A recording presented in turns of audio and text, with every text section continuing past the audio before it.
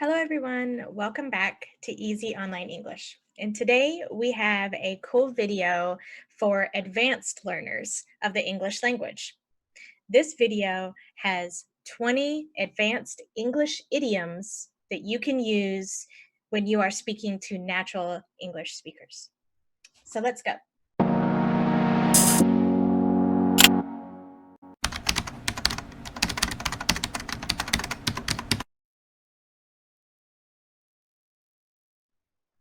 So the first one is to get under your skin. To get under your skin means to annoy.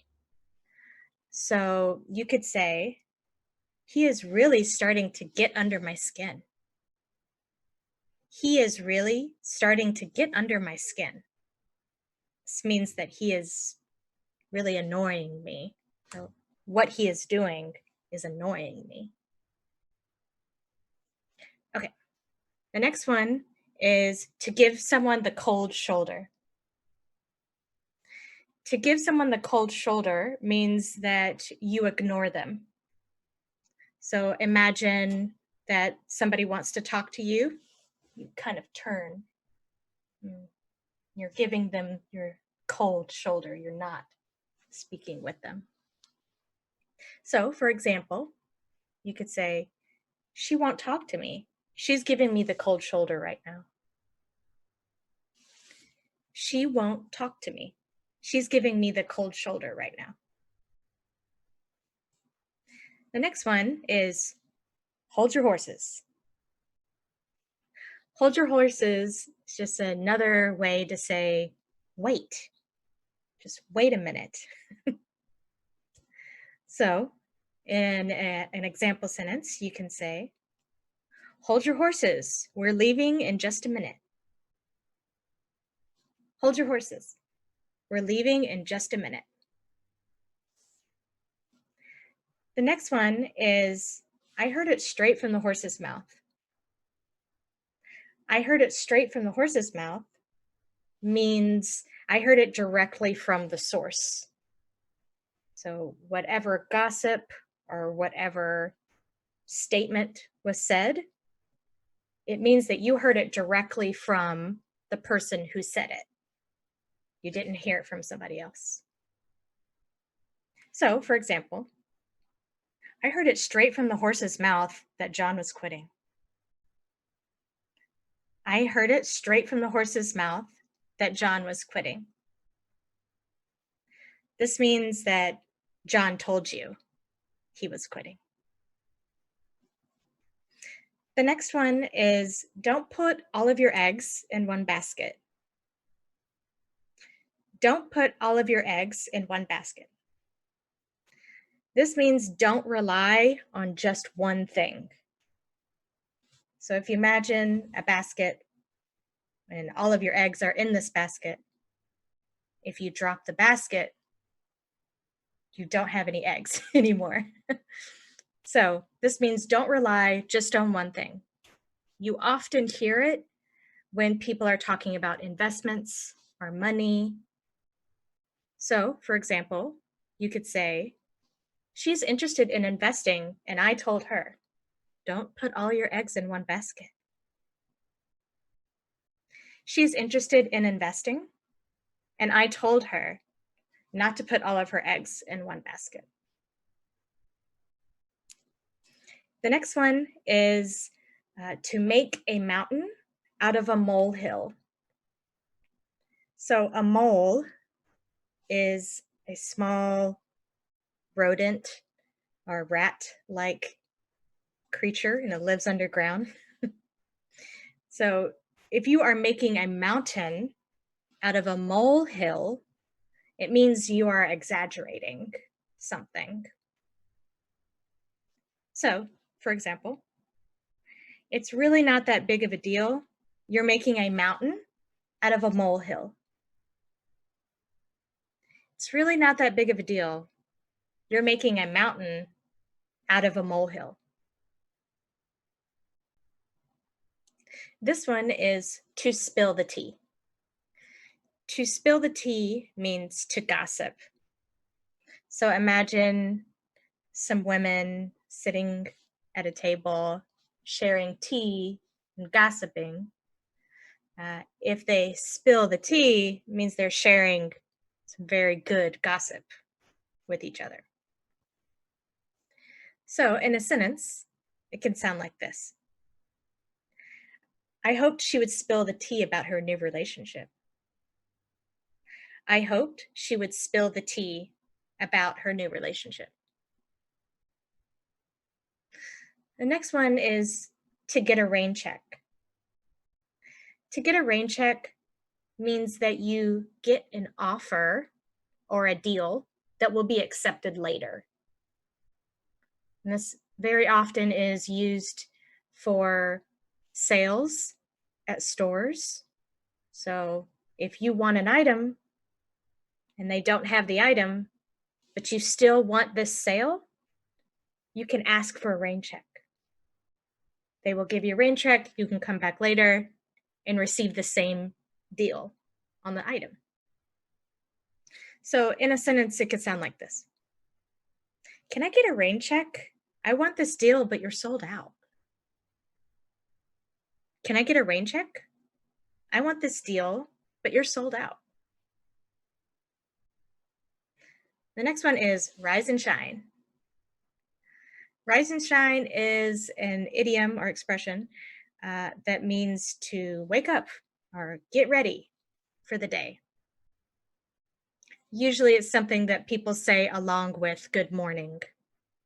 So you could say, rise and shine, it's time to go to school. Rise and shine, it's time to go to school. This one is to keep an eye on someone. To keep an eye on someone means to watch them very closely, usually because you don't trust them. So, I'm going to keep an eye on him. I'm going to keep an eye on him. Okay, this idiom is beating a dead horse. Beating a dead horse means to bring up an old argument over and over again. So if a horse is dead and you continue beating it, doesn't really matter because the horse is dead, right? So if you bring up an old argument, doesn't really matter because it's in the past. So in a sentence, it'll sound like this. I can't believe you brought that up again. You always like beating a dead horse. I can't believe you brought that up again. You always like beating a dead horse. The next one is broken record. Broken record means you are someone who complains about the same thing over and over and over again. So if you imagine a broken record, it'll play the same part of the song over and over and over again. So for example, she won't stop talking about it. She's just a broken record at this point. She won't stop talking about it. She's just a broken record at this point. The next one is, it was a breeze. It was a breeze means it was easy. Right? It was easy as the wind blowing. Right? It takes no effort for the wind to blow. So, in an example sentence, that math test was a breeze. That math test was a breeze. This one is to let your hair down. To let your hair down means to relax. So if you imagine a woman who goes to work, she has her hair up all day. When she gets home, she takes it out. She lets her hair down.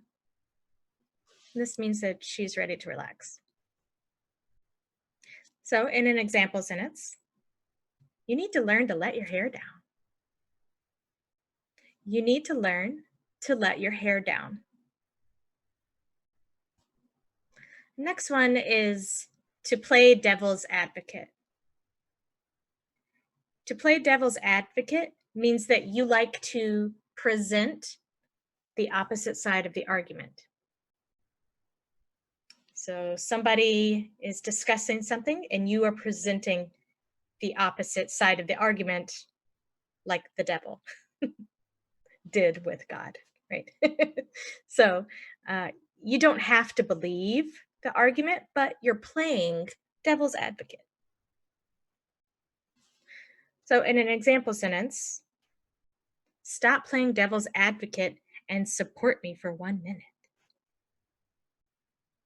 Stop playing devil's advocate and support me for 1 minute. The next one is flesh and blood. And flesh and blood is an idiom we use to describe relatives or family members and how close they are to each other, or they should be to each other, because they share the same DNA, the same flesh, the same blood, the same bloodline, same family name. So, for example, you can't treat your sister like that. She's your own flesh and blood. You can't treat your sister like that. She's your own flesh and blood. Next one is going out on a limb. Going out on a limb means that you are taking a risk. So a limb is a part of a tree branch. And if you are going out or climbing out on the limb might break. So if you're going out on a limb, you're taking the risk of falling. So in a sentence, you could use it like this.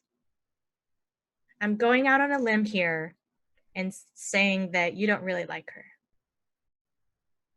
I'm going out on a limb here and saying you don't really like her.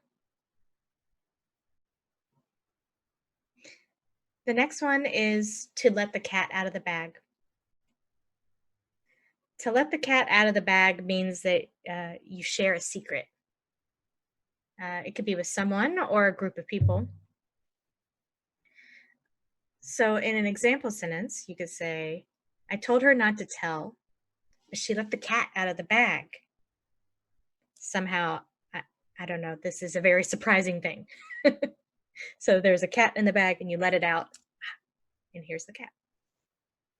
Here's the secret.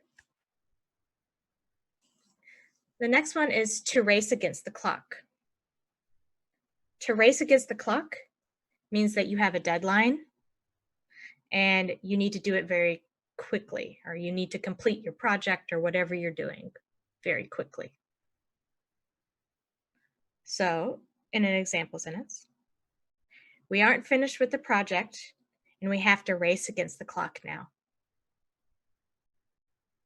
We're not finished with the project and we have to race against the clock now. The last one is, it's all Greek to me. It's all Greek to me is an idiom that means that I don't understand it. So if you imagine yourself trying to read the Greek language, you don't understand the letters, you don't understand the words, you understand nothing. So you could say, it's all Greek to me. So as an example, I don't even know, it's all Greek to me. I don't even know, it's all Greek to me.